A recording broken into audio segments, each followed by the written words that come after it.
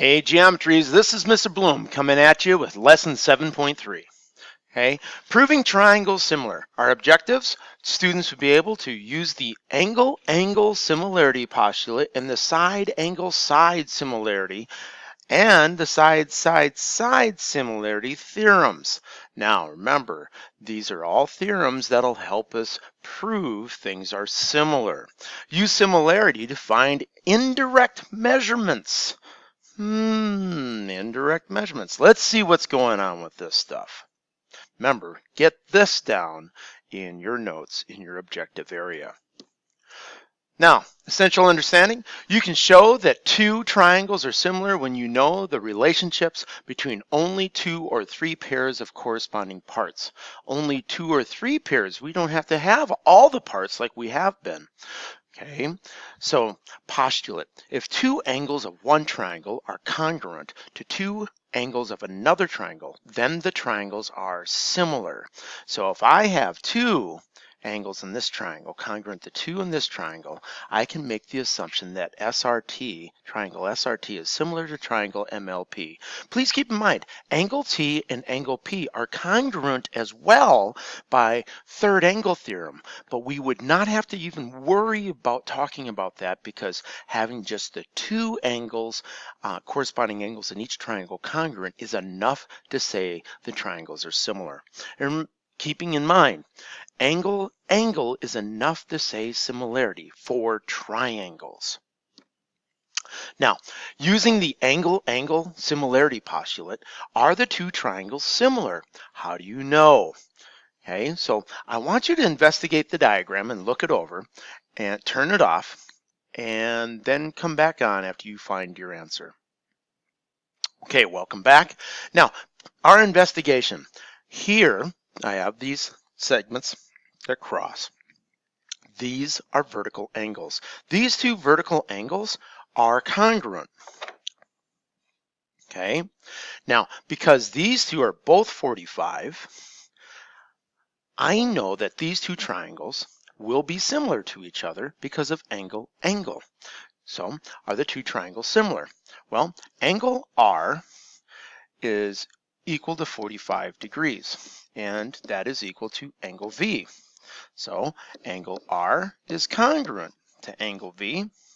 Okay, and I should say that those measures, let's rewrite this. I'm talking about numbers, so I've got to talk about the measure of angle R is equal to 45 degrees. Okay, and the fact that measure of angle V is also 45 degrees. Since those are equal, I know angle R is congruent to angle V. Okay, that's first angle. Okay, this is my first angle. My second angle, angle WSR, is congruent to angle BSV, and that's by vertical angle theorem. Okay, so that's my second angle. And we're going to make sure that it's clear that that's my second angle. So I got my second angle. So now I know that triangle RSW is similar to triangle VSB by angle-angle similarity. All right, let's move on to our next one. Now that you've seen what I did, it's your turn again. Give it a try. Okay, so we're back. I'm going to grab my little pointer so you can see what's going on. I've got this is 30, this is 70, and this is 85. I got to determine if these triangles are going to be similar by checking to see if the angles are all the same. So I know I got 30 plus 70. Okay, and that's 100. So now I've got 180 minus 100, and that's supposed to be 80. So right now, I know that this has got to be 80. Well, if this is 80 and this is 85, this must be 25. Okay, and let's just double check because I have a tendency to rush off on things. So we got 85 plus 70, and that's equals 155, and I add 25 to that, and look, it's 180. So yeah, that I've got all the measures of the triangles. So here it is. Triangle JKL and triangle PQR are not similar triangles. Now here's the thing. You ready for what it's by? I'm working with angles, and angle-angle similarity states that if two angles are congruent in two triangles correspondingly, then the triangles are similar. But what it's not stating is if there aren't two angles congruent, then they can't be similar. So I'm talking about the fact that triangle JKL and triangle PQR are not similar triangles, and this is also by angle-angle similarity. And that's what I'm using to say, well, it's not possible because of that, because there are not two pairs, two corresponding pairs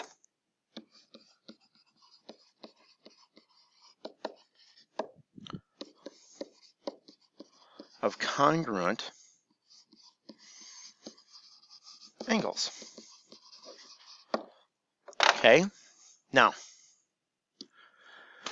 this next page, theorem 7.1, side angle side similarity. Side angle side similarity theorem. If an angle of one triangle is congruent to an angle of a second triangle, and the sides that include the two angles are proportional, then the triangles are similar. So we have a statement of proportionality, AB to QR and AC to QS, corresponding sides that make the angles that are congruent, okay, if they are proportional, then the triangles are similar. Okay, that's side angle side similarity. Now for side similarity, if the corresponding sides of two triangles are proportional, then the triangles are similar. Well, using my extended triangle ratio here, I've got AB and QR, okay, and AC and QS, BC and RS are all lined up, they correspond, and if these are all the same and they have their scale factor that is reached using this extended ratio and they're all the same, then the triangles are going to be similar. So we have side side side and side angle side. Now we're going to verify triangles are similar. Are the triangles similar? If so, write a similarity statement for the triangles. Now we got to check these out. We've got this bigger triangle here, and this is K, M, N, and I'm going to pull this apart. Okay, KMN is 10 and 15. Okay, and angle K happens to be the same. All right, so now what we've got to figure out, and this is my overlapping triangle, and I want to bring this back so you guys see. This is my overlapping triangle. We're not talking about triangle KLP. I pulled that out so we could talk about triangle KMN.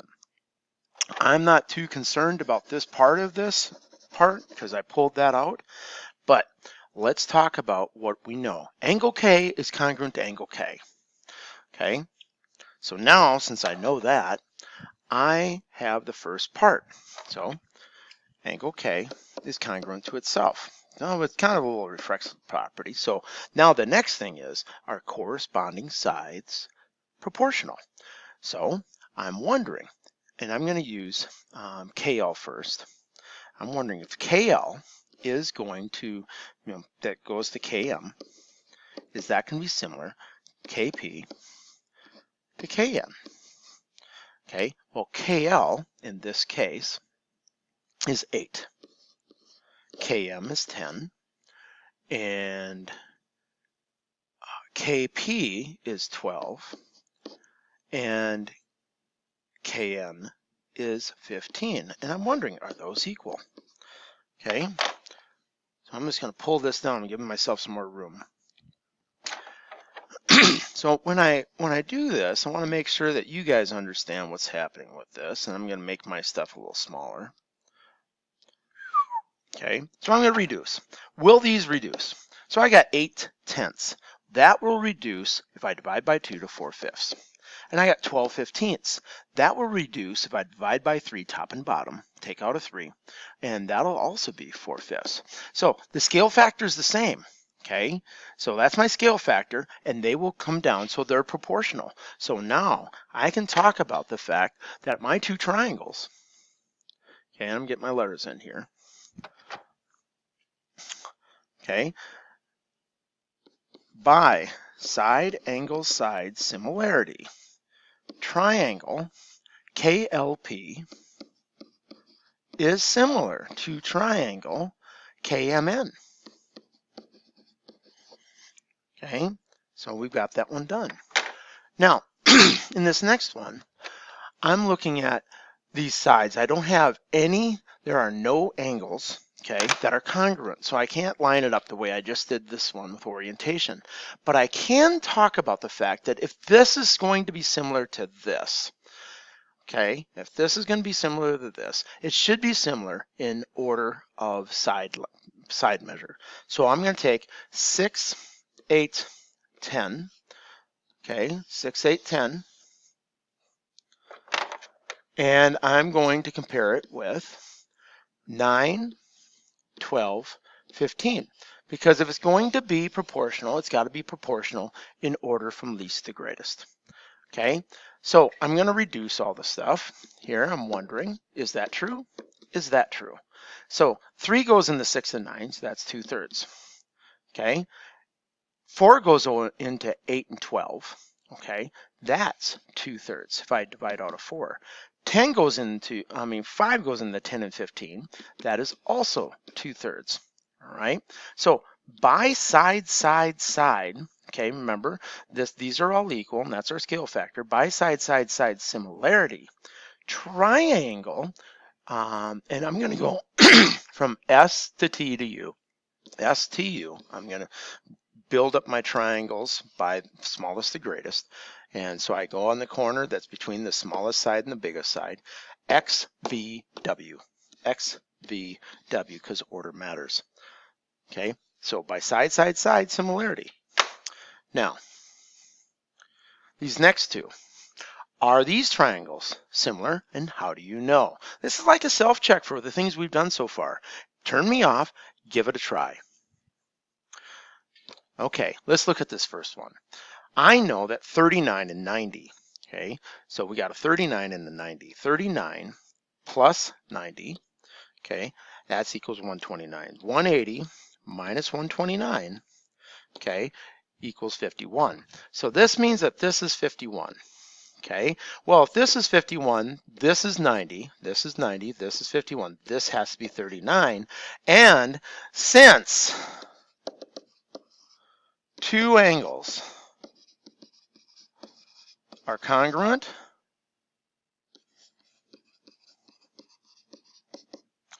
these two triangles are similar by angle similarity. Okay, keep that in mind. I justified why I know stuff. I found my information. Okay, so be advised I have to have facts to back up my statements. Now, in this next one, we have, this is isosceles. Okay, and I've got 68 plus 68. I'm going to grab my calculator out here and slide it over here. So I've got 68 plus 68. That's going to be 136. So 180 minus 136 is 44. So this means that this is 44 degrees. Okay, well, if I figure out more of this, all right, if I go 180 for my other isosceles triangle minus 62, remember isosceles have base angles congruent, okay, and I took away the vertex angle, and I'm going to divide 118. Okay, 118 divided by 2. Okay, so keep in mind what I did here. I know that this was 68 because of that. And I went 68 plus 68, and I subtracted that from 180 to get 44. Okay, now over here, I'm looking at 180 minus 62, and I'm getting 118. Okay, and where did I get that? I've got that right there on my calculator. Now, 118 is the total of the two base angles together. So I'm going to take my 118 and divide by 2. Okay, and that's 59 apiece. And that's 59. This is 59, and this is 59. Okay, since no angles, since there are no two angles the same,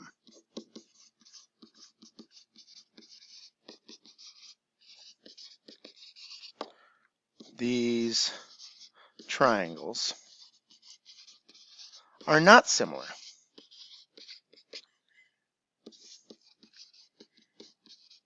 Make sure you know not similar by angle, similarity. Okay, let's slide on. Essential understanding. Sometimes you can use similar triangles to find lengths that cannot be measured easily using a ruler or other measuring device. You can use indirect measurement to find lengths that are difficult to measure directly. One method of indirect measurement uses the fact that light reflects off a mirror at the same angle at which it hits the mirror. Okay, so in rock climbing, here, okay, before the rock climbing, Darius wants to know how high he will climb. He places a mirror on the ground and walks backwards until he can see the top of the cliff in the mirror. What is the height of the cliff?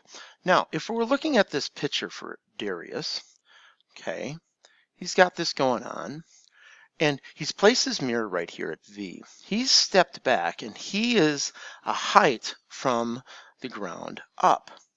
Well, the height here of my cliff from my horizontal line from the mirror on the ground corresponds to Darius's height.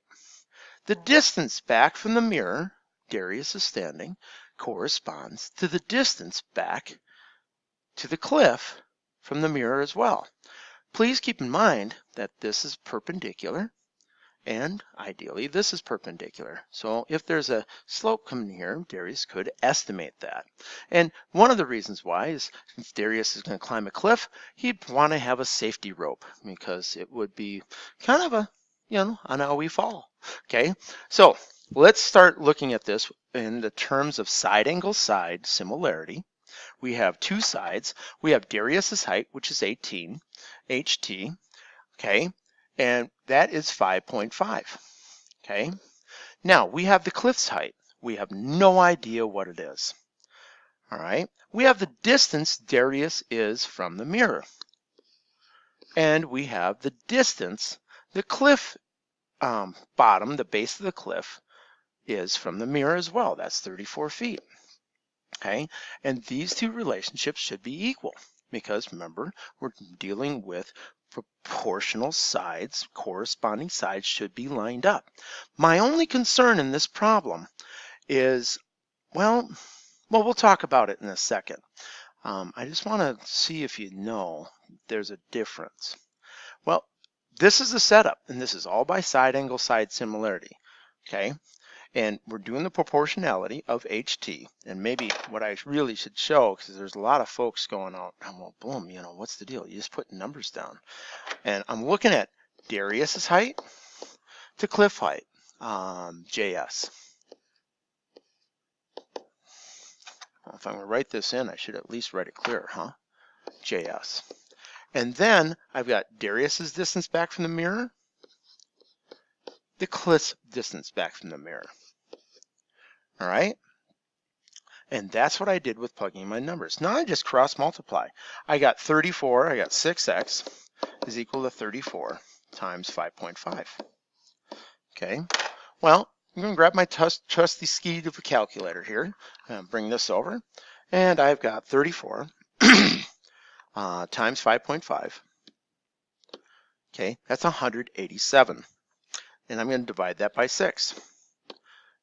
Okay, so x,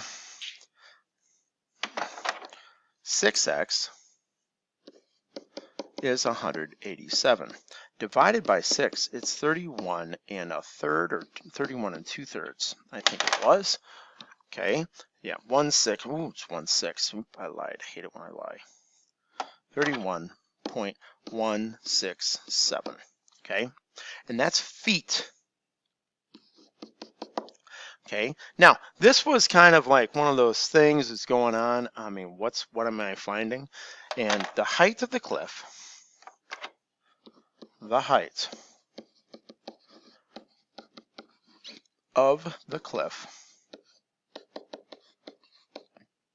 is 31.167 feet.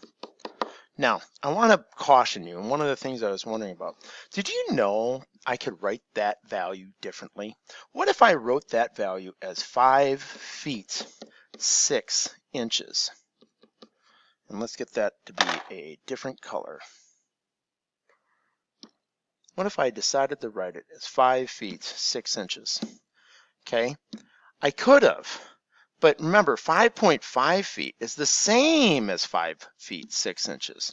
So 5 feet 6 inches is the same as 5.5 feet. I'm concerned about that because I could make it harder by saying 5 feet 6 inches, and it really is 5.5 feet.